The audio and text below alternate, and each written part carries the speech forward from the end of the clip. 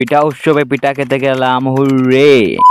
Hello বন্ধুরা, আজকের mini ব্লগটি হচ্ছে পিঠা উৎসব নিয়ে, সেটা আবার মৌলভীবাজারে। তার জন্য কিন্তু আমি রেডি হয়ে গিয়েছি, আর এখন চলে যাবো আমরা পিঠা খেতে। আমি কিন্তু চলে এসেছি পিঠা উৎসবে। এখানে আসার পর দেখি গেটও আছে, আর এটা অনুষ্ঠিত হচ্ছে ওয়াকওয়েতে। উৎসবে আসার পর দেখতে লাগলাম কি কি পিঠা বসেছে। একটি আশ্চর্যজনক বিষয় হচ্ছে পিঠার পাশাপাশি নানা রকমের দোকানও বসেছে। শুধু কি দেখলেই হবে, খেতেই তো হবে। এখানে নানা রকমের পিঠা আছে, সবগুলোর নাম আমি জানি না। আর পিঠা খাওয়ার সময় দেখলাম পানির মতো কি একটা যেন দিচ্ছে, তা দেখে তো মুখে চলে আসলো পানি।